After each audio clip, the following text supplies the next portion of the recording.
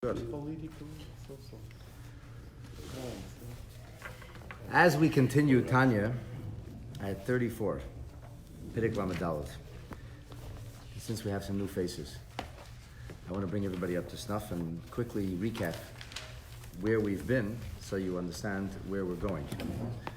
And some people have asked the question, why did I post a picture of a person walking towards mountains, big mountains? What's the kesher? What's the connection to today's class? First of all, I don't know if there is a connection. I post pictures on Facebook because it catches people's attention, and clearly it worked.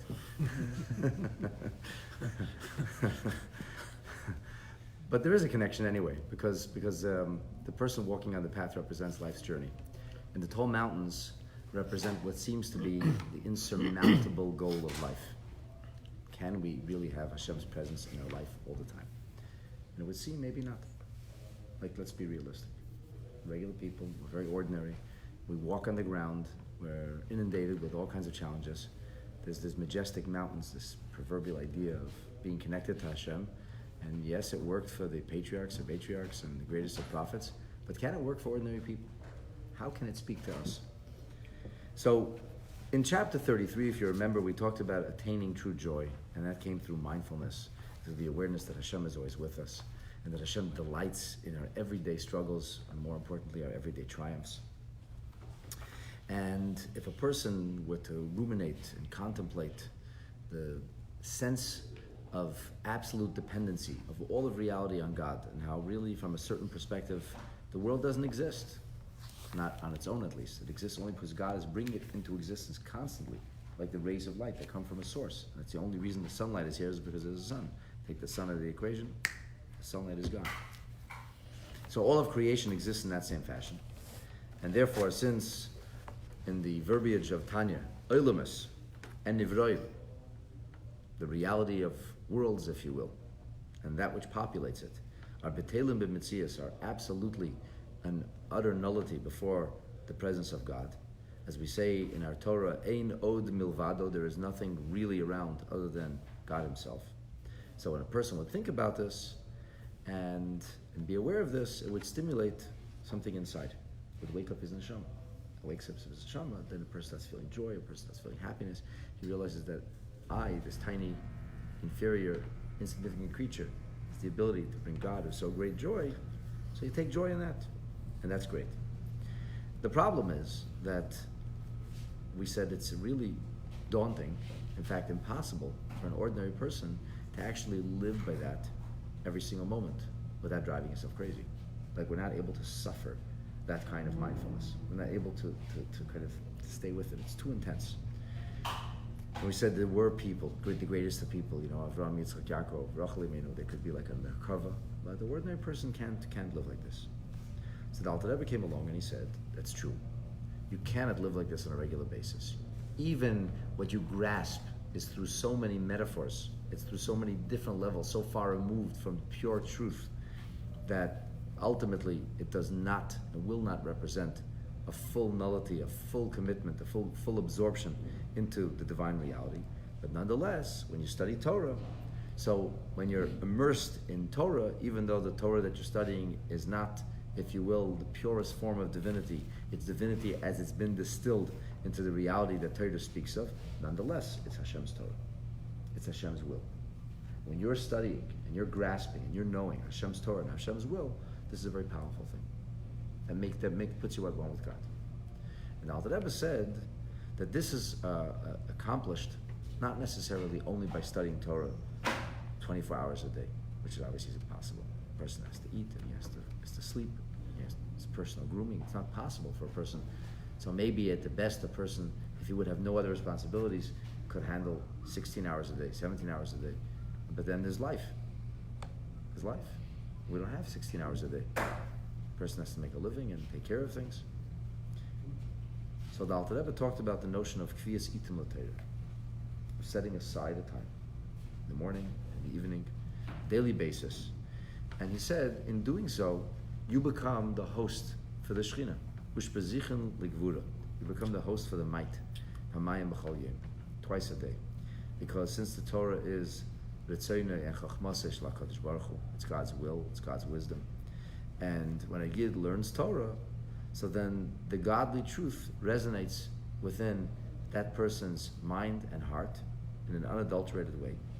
And that's similar to the kind of experience that the patriarchs, the matriarchs, that the great prophets had. And we talked about the idea that every one of us experienced this already once at Matan Torah, when Hashem gave us the Torah.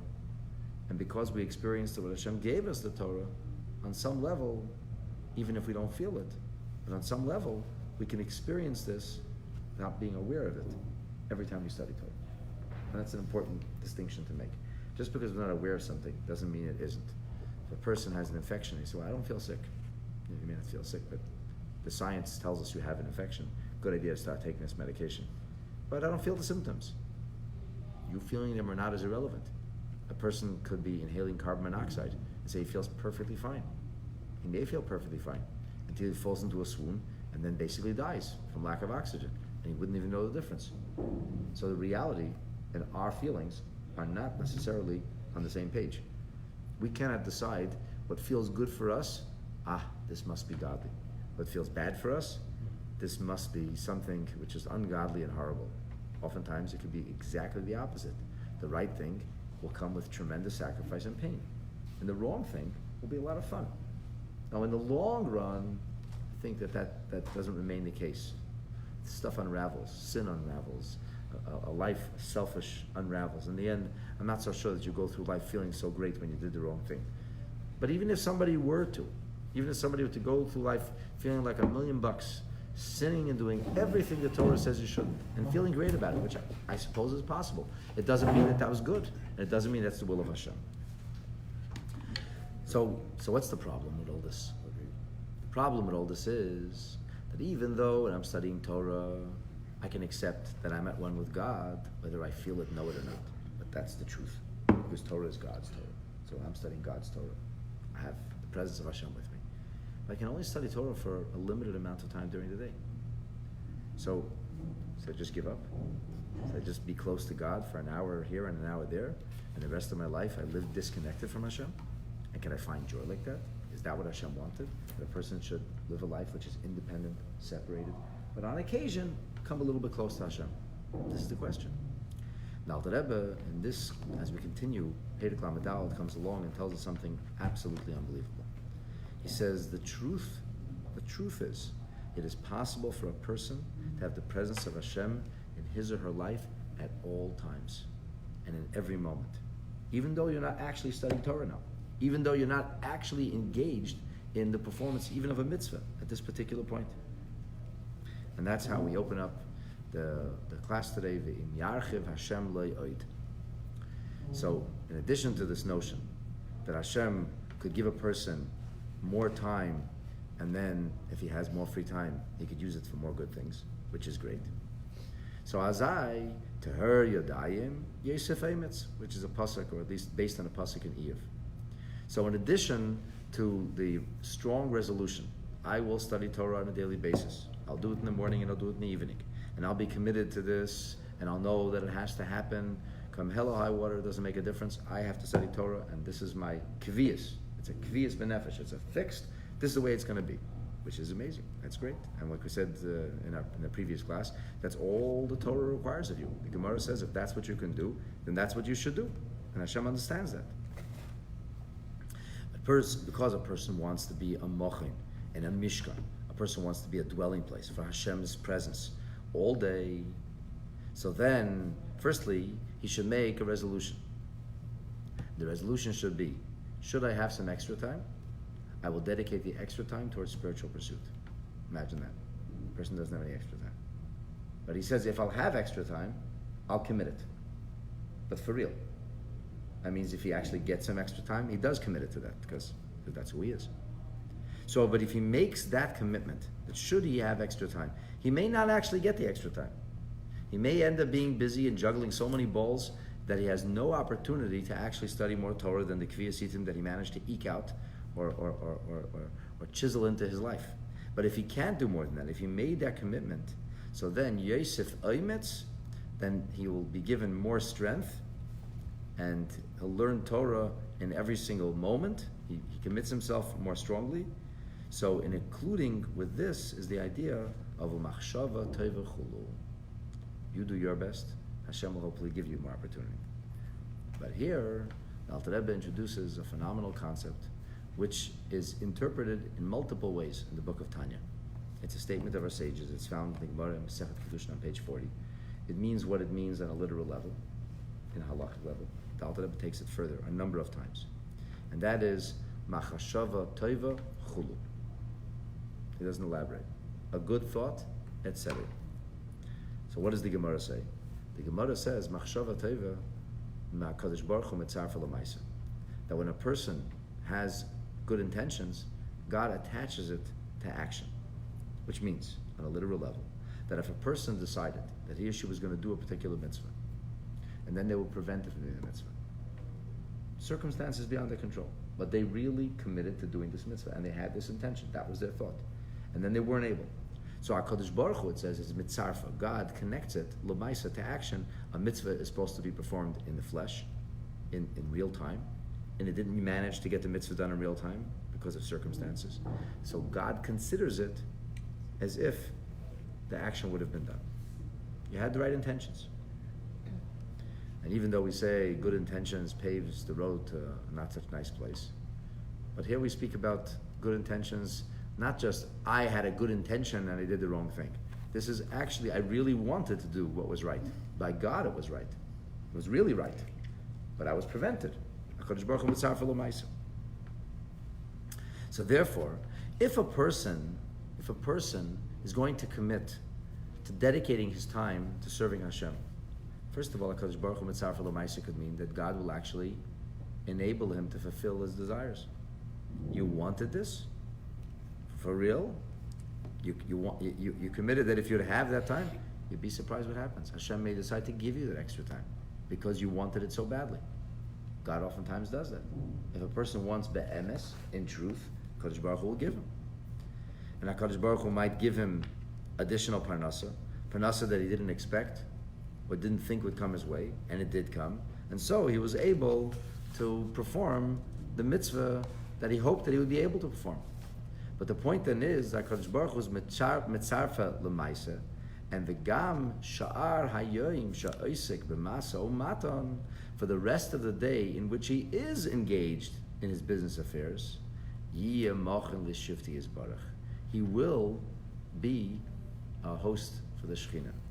He will be hosting the presence of God, even though he didn't get freedom, even though you weren't studying Torah, even though you weren't doing anything holy. How did that happen? Okay, so firstly, it is true that sometimes when a person makes a commitment to do something, that Hashem gives him wherewithal and ability. That's true. But it doesn't always work that way. It would be nice if it did, but it doesn't always. We don't know the ways of Hashem are a mystery, and we don't know why Hashem decides sometimes to give a person their wishes and allow them to be able to accomplish and achieve what they wanted, and sometimes not. So we don't know that with any kind of guarantee. But here's what we do know. When a person actually studies Torah, it's as if God is placing God's words in your mouth. As it says, V'dvorei asher samta b'ficha, my words which I place in your mouth. And this is the notion that when a person studies Torah, so we have a famous teaching in the Gemara, which is brought down in Tanat V'Eliyahu and in the Medrash, that it says when a person learns Torah, Kadosh Baruch Hu koyda v'sheni kenegdei. You think you're studying by yourself? You're not. God studies with you. Whatever that means. But it's very meaningful, that's for sure. And it's as if you're getting the Torah from God all over again. How do we know this? How do we know that when a person studies Torah, it's as if getting the Torah all over again? Because there's a phenomenal Gemara in Brachas, page 22. And the Gemara says, how should you study Torah? And the Gemara says, how? The way you got it. The Gemara says, mal halan, just like there. There means a matan Torah. It was be'ema, was the sense of awe, trepidation, b'yira, the reses of Azia. People trembled. They were overwhelmed by the reality that was unfolding before their very eyes. Afkan, so to hear. Just like it was there. That when a person studies Torah, he should do so with a sense of awe and a sense of reverence, a sense he should be seized with a trembling and being overwhelmed by what's going on right now. Now, why would the Gemara say to do that? This is a game. Let's play a game. let's make believe that when you're studying Torah, it's actually a big deal. It's really not, but let's make believe. Shake a little, make believe you're in awe. There's no reason really to be in awe. It's just intelligence. It could be Confucius too. But we should make believe, go through the motions. Does anybody think that's what it means? Is that what Chazal said? Play a game? Chas v'shalom. So why did Chazal say that we should study Torah the way we receive the Torah? Do you know why? Because when you're studying Torah, it is like you're receiving the Torah. What's the difference between Matan Torah and the Torah we're studying now? Intrinsically nothing. Practically everything. Because when the Torah was being given, we felt the presence of Hashem. So we were in awe, not because we made a decision to be in awe. Not because we said, okay, you know what? We should be in awe now. Let's be in awe. No, we were in awe because we were in awe. Now we have to decide to be in awe. Now we have to be in awe because of mindfulness, because we're committed to being in awe. In other words, now it's part of our Avodas Hashem. Now it's part of the efforts that we make. It's like when Mashiach will come, we'll do the right thing.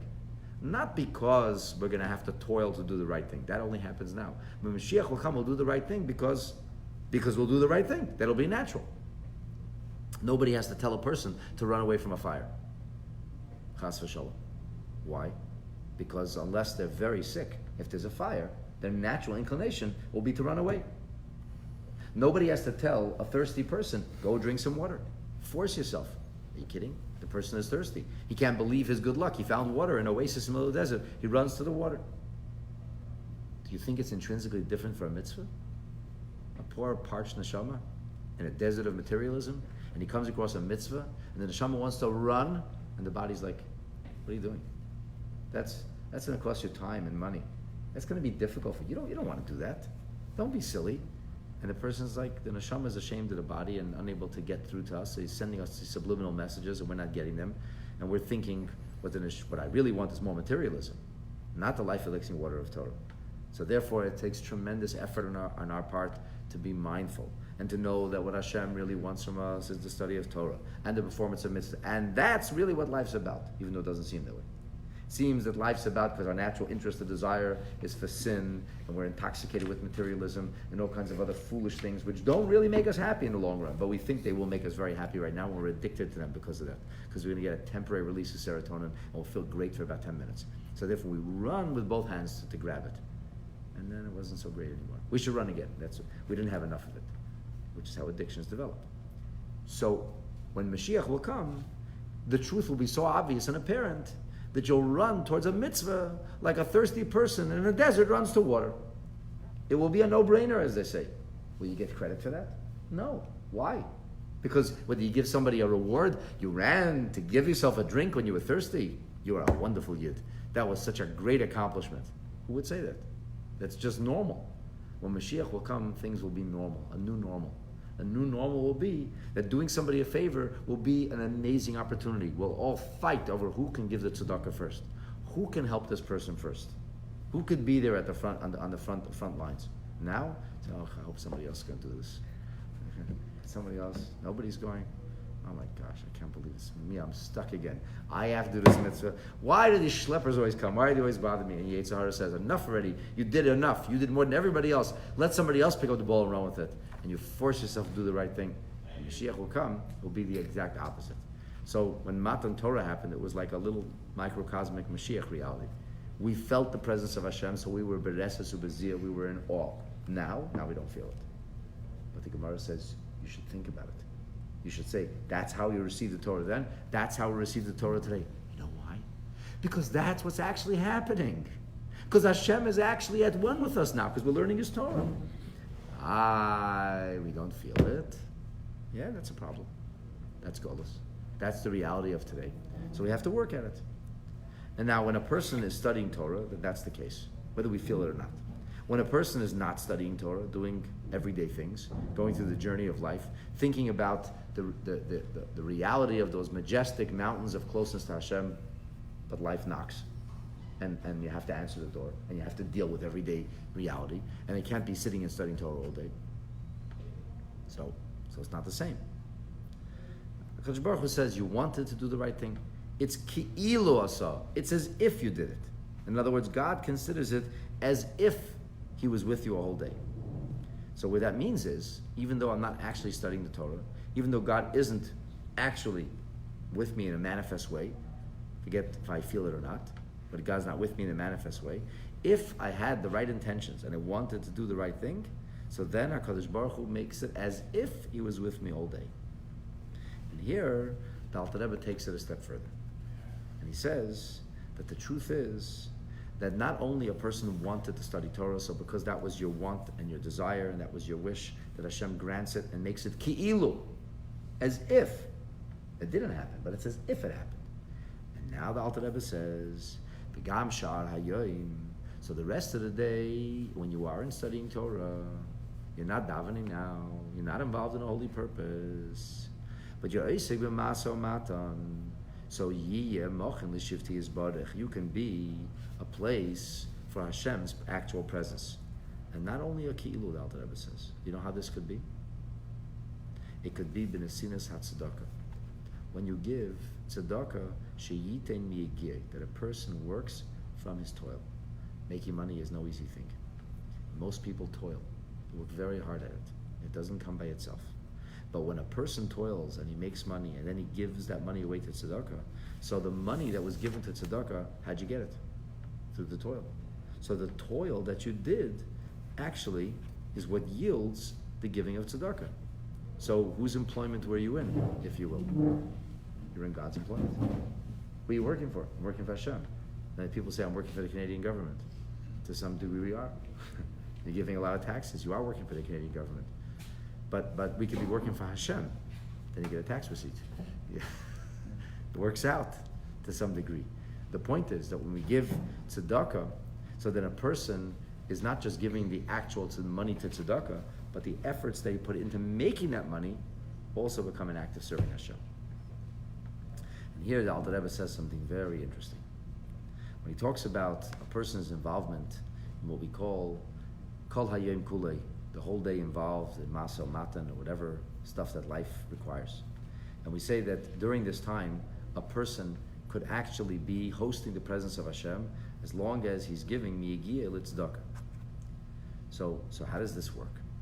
When you're studying Torah, Torah is the presence of Hashem. That's the will of Hashem. That's the wisdom of Hashem. And you're grasping the wisdom and will of Hashem.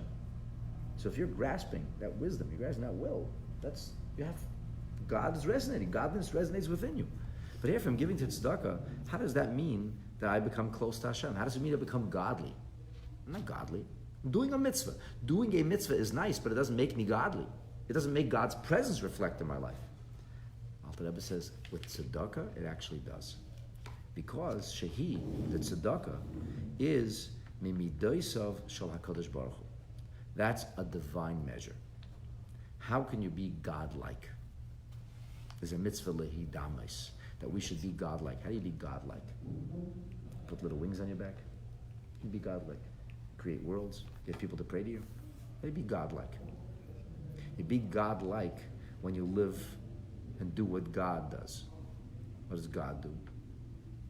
So the Gemara says, Mahu rachum, God is compassionate.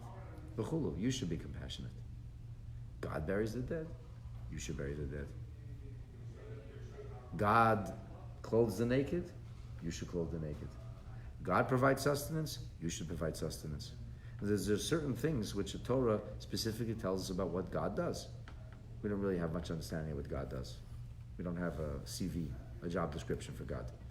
But we do have what the Torah tells us. There's a few occasions where the Torah tells us about certain things. So, for example, if we got to Aaron, the high priest, Moshe Rabbeinu was once a high priest. He wasn't allowed to bury the dead because a Kohen Gadol cannot bury even a mess mitzvah. Elazar became the high priest.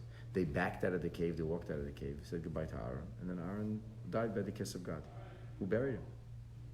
So you say, Moshe and Elazar, they couldn't. They were Kohen Gadol. And anyway, it wasn't even a mess mitzvah. Why? Because there was millions of Jews on the bottom of the mountain. And you have the day to bury him. Lay sullen, don't leave it overnight.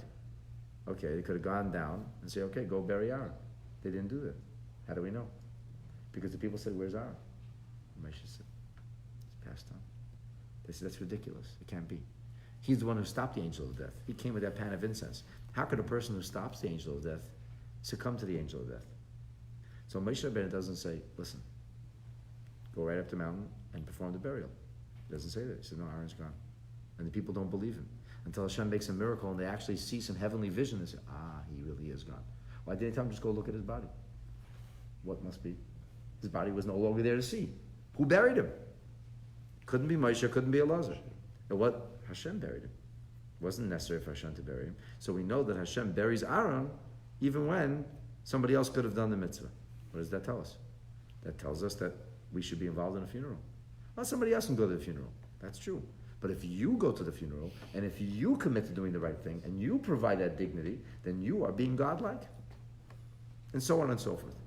So the point then is that when a person does what they can do to the best of their ability, things which are considered to be divine expressions, considered to be divine behavior, what do they become? You become godlike. So the question was, how can I host God on a regular basis? After all, I'm not studying Torah all day. When I study Torah, Torah is chachmasai, it's God's wisdom. Torah is ritzoinai, it's God's will. I have God's wisdom, I have God's will. Now in my mind, somebody asks me, what should I do? I'll tell them, you should do A, B, and C. How do you know that? How do I know? Because the Torah said. But how did you just know? How did you get asked and you automatically knew what was right? Because I studied enough Torah. Because you have enough Torah that it becomes your opinion. So your opinion and God's opinion, you're on the same page. That's essentially what happens. When you study Torah, when you look at the world in a certain way, when you look at the world, and the perspective of the world is that godliness is real, and the world is just a challenge to that truth. Not that the world is real, the world is powerful. I'm not sure if there's God. Maybe there's God also. This is called, in the language of Hasidic lexicon, Welt bepshitis, the world is. God, I'm not sure, but his chachos, that's a novelty. Maybe there is a God too.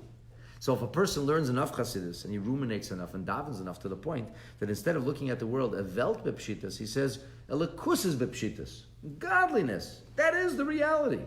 But the world seems to get in the way. I'm not sure how that works. How could the world get in the way of the truth? That's a really good question. It's the tzimtzum. It's God concealing himself. I know there's God, that's not a question. It's not apparent. Okay, it's not apparent. I have to figure that out. But that no way gets in the way. So how did I start looking at the world then? Looking like a godly way. When you study Torah, you actually become godly. You see the world through God's lenses, if you will. Obviously God doesn't have lenses. But you see the world from God. You have a divine perspective on reality. So that works for Torah study. When I give tzedakah, I did a mitzvah. How did I become God? How did I host God's presence? Alter Rebbe says, you know how? Because giving tzedakah is godlike. To give life is godlike. And because therefore, mahu racham v'chulu, k'meshikasav b'tikunim, like it says in the Tikkun Zohar, that it says chesed, deroya, yamina. Chesed is God's right hand. That's what it says. Read it in Pasuk Eliyahu. Eliyahu another teaching of mysticism that we say every Friday evening. Chesed, deroya, yamina. Chesed is God's right hand. So therefore, when it comes to being like God, my hand, the hand that gives tzedakah, becomes a godlike hand. I actually become an extension of God's hand. Euphemistically, obviously, you know, right? The concept of anthropomorphism on steroids, but the idea that I become an extension of that. So when the person is giving tzedakah, what is he actually doing? He's being godlike. So talk about having the presence of Hashem all day long. Just give tzedakah. So a person will say, yeah, that's nice, but I'm not giving tzedakah all day. I'm spending most of my day making the money. Giving the tzedakah only took like a moment. The Rebbe says, and here it seems that the Alter Rebbe believed that in order for this to be accomplished, one has to give not the required, the mandated 10%, but actually go to 20%, which is much more difficult. It requires a great deal of sacrifice. But when a person is ready to give 20% of his earnings to tzedakah, so even though it's only chaymesh, so what happens is the fifth elevates the rest. I once heard the mashal, a simple thing. You have a hand with 5 fingers. If somebody grabs your finger or lifts your finger, the whole hand goes up. The whole hand. 1 finger. That's the nature of a fifth. A fifth is powerful enough to bring the rest along. So you have a fifth you're giving to tzedakah, you're giving out of every $100 you make, $20 to tzedakah, the whole $100 as if you're giving to tzedakah. Because the only way you got to give the 20 was by first making the 100. So in other words, it's as if all that money accumulated to be able to allow for the tzedakah. Like it's actually brought elsewhere in a teaching of Rav Levi Yitzchak Berditchev about Meiser. He says that because in order to get to that 10th gold coin, you had to make the first 9. So it turns out that the 9 coins to get to the 10th gold coin, which you gave as Meiser, were actually steps to get there. Because you couldn't have given that 10th gold only and you had a 10th. It means you had to have nine parts. So the 9 parts actually were heading in that direction. But Alter Rebbe doesn't say 10th. He speaks specifically about a chemish. Why does he speak about a chemish? So we'll soon see, because the Alter Rebbe actually has a proof of this idea. And that's brought down, as we're going to see, there's this concept of a hachamishas lepare. So what does this mean? It means that the Torah speaks to us on many levels. And when the Torah speaks about the Pharaoh on a literal level, it's a tyrant, a maniacal, evil king who enslaved the Jewish people and murdered their children. He was a terrible, awful person. Beyond. But there's also a deeper meaning. If the Torah mentions the name Pharaoh so many times, it also has to be telling us something else besides the literal story. But as the masters of Kabbalah will tell us, that the Pharaoh represents something in the schematic of divinity, of godliness. So what does the Pharaoh represent? The word paroi in the Hebrew, literal Hebrew, means to reveal. The Purim means to reveal. So the Pharaoh is the idea of revelation, actually. How does that fit with the reality of an evil Pharaoh? Well, because it was through Pharaoh that we ended up getting revelation. That was the challenge we had to overcome. So in fact, he's a despot, a misery, a horrible murderer. But the reality is, on some level, Pare represents a high spiritual concept, the path to revelation. Just like Lavan was also another murderer, another horrible guy, also on some spiritual level, off the spiritual level, also represents Levin Elyon, the purity on the highest level. So the idea is, it says Chamishis lepare, that a fifth was given to Pare. That was the tax that Yosef HaTzadik installed in ancient Egypt. What does that mean? It means lipare would mean then for ligilui, for revelation. And in order then to get to revelation, chamishis, it's the fifth, it's the 20% that leads you lipare, that leads you to revelation. Now, the Alter Rebbe doesn't talk about this here, but this is what's spoken of in Likutei Torah. In Shir Hashirim, the Alter Rebbe speaks about this idea of this chamishis lipare.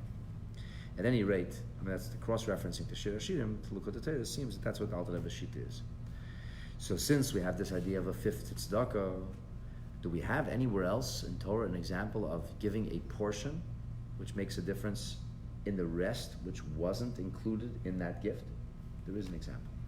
Kinoida, like there's a famous teaching, and this is found in numerous places, that mitzvah of tzedakah is shkula keneged kol hakarbanos. That the mitzvah of tzedakah is equal to all of the offerings. All the offerings. And interestingly, later on in the third section of Tanya, and he gives us a tshuva, the Alter Rebbe says, so what do we do in today's day and age when we cannot bring a carbon? And the answer is tzedakah. Alter Rebbe says, you want to give even more than a fifth. Why? Because if it's for spiritual rehabilitation, if it was material rehabilitation, if it was healing of the body, you say, I'm only going to spend so much on my healing. After that, well, I have to die. I can't spend anymore. Nobody would say that. So I'll spend everything to stay alive. Alter Rebbe says, what's more important, spiritual health or material health? So when a person is doing it in order to obtain pardon from Hashem in the place of a korban, then there's no limits. So this is the concept then of tzedakah becoming like a korban. How does that help us here? So listen to the linkage. Tzedakah is like a korban. Ube korbanos, and by the offerings, hayakol hachai oila Hashem. Every morning, all of the animal kingdom would be elevated. One yearling sheep would elevate all the sheep, in fact, all the goats, and all the cows, and all the bulls too. That was the daily offering. And then there was a fistful of flour. And that fistful of flour, chol atzemeach, all the vegetation, from dandelions to redwood trees, they would all be elevated because a little bit of wheat was brought into the mizbeach. Al-Yidei Yisar and Selos, 1/10 of a measure of fine flour, bol bashemen, that was mixed in olive oil. So the olive oil and the flour, both of which are vegetation, elevated all of vegetation. And we see from this that a small amount can elevate an enormous value. If there would be no vegetation, there would be no olive oil. So that little bit of olive oil educate all the trees it elevates. If there would be no wheat, no vegetation, there would be no wheat. So the little bit of wheat elevates all of the wheat and everything else too. So we see that there's a concept of giving a small amount and it elevates the whole thing. Therefore, the Alter Rebbe says, giving tzedakah is godlike. When you give tzedakah of a chaimish, that means that everything you did all day was godlike. Because what you did all day led you to have enough money to give that chaimish. And therefore, it was the stepping stone that got you to the point of giving the chaimish and being godlike. So actually, you were being like God all day. So tzedakah tatzil mimavet. Tzedakah tatzil mimavet, but you could also say tzedakah mekareves sageula. It saves you from death. But more importantly, tzedakah accelerates the process of universal redemption. Saves a person from death is a person, one person. Geula is all of us. It's a universal concept. And a little bit of tzedakah can bring about universal redemption. That's the power of tzedakah. But the point is here how it's godly, how it's godlike. And because the only way I could have given that money to tzedakah was because I was toiling all day, the Alter Rebbe introduced this phenomenal idea. How could you have God in your life all day long? All day long, as if you're studying Torah. You know how? If you're in business. What? If I'm in business, I'm serving God? Yes! Why? Because when I'm serving God all day long, I'm going to give tzedakah. And because I'm going to give tzedakah, that will elevate all the efforts I put in the whole day long. What an amazingly illuminating way to look at going to work. A person goes off to work and says, what are you doing now? I'm going to serve God. You are? I thought you were a lawyer. I am. How are you serving God? I'm making a living. And then I'm going to give the chaimish to tzedakah. Besides this, says Alter Rebbe, in addition to all this,